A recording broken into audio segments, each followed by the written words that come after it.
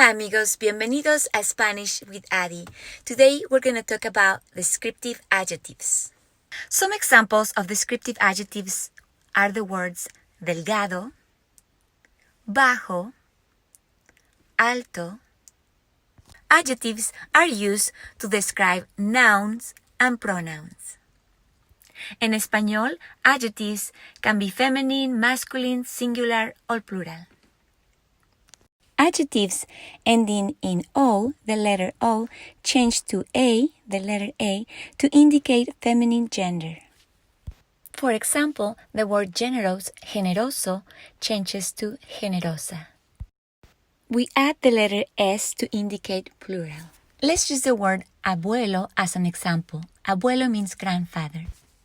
We can say los abuelos son generosos o las abuelas son generosas. Adjectives ending in E, the letter E, or in most consonants, they use the same form for the masculine and the feminine. For example, let's look at this word rebelde. Rebelde means rebellious. We can say Roberto es rebelde. We can also say ella es rebelde. Or we can say ellos son rebeldes.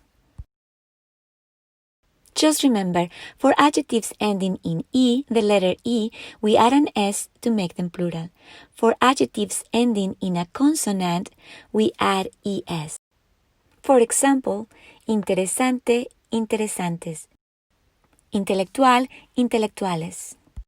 Now, let's look at adjectives of nationality. Most adjectives of nationality ending in a consonant add A, the letter A, for the feminine form. For instance, if somebody is from Spain, we say, él es español. For a girl, we add the letter A and we say, ella es española, because the word español ends in a consonant, so we just add the letter A to make it feminine. To form the plural, we add ES to masculine adjectives. For example, ellos son españoles. And we add an S to feminine adjectives. For instance, ellas son españolas. Adjectives of nationality that end in door, an, on, and in also follow the same rules. Where to place adjectives? Most adjectives follow the nouns they describe. For example, la música bonita de los mariachis. The mariachi's beautiful music. Notice how bonita, the word bonita, the adjective, goes after the noun música. Let's look at another example. Son personas simpáticas. They are nice people. Notice how the adjective simpáticas goes after personas. Now, let's talk about adjectives of quantity. Adjectives of quantity, they precede the nouns they describe. Let's look at some examples. Yo tengo 4 hermanos. Notice how cuatro goes before hermanos. When using the adjective of quantity one, drop the letter O. For example, you say un libro, a book. Uno libro is incorrect. The adjectives bueno and malo can be placed before or after the noun they describe.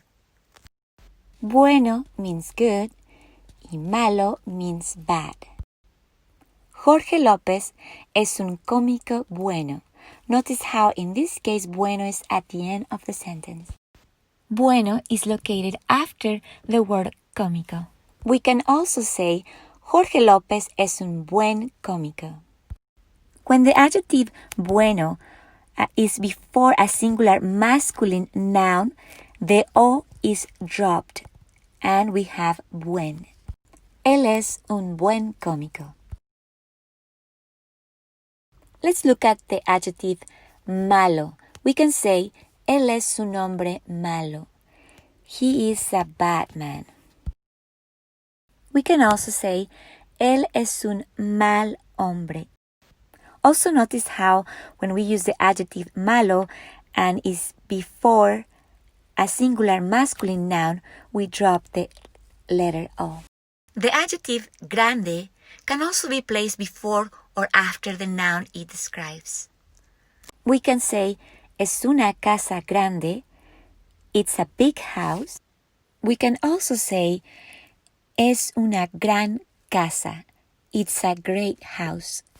Notice how when gran precedes the noun, the meaning changes to, it means now great or impressive. Also notice that when the word grande precedes the noun, we drop de. Es una gran casa. Cognates are words in Spanish and in English that are similar and also have the same meaning. Let's see if you can tell me the meaning of the following adjectives. Arrogante, arrogante. Artística. Now, please translate the following sentence. She is bilingual. Ella es bilingüe. Gracias amigos. I hope you enjoyed this lesson. Don't forget to like and subscribe y nos vemos en la próxima lección. Subscribe to Ady or else you won't learn a thing with Spanish.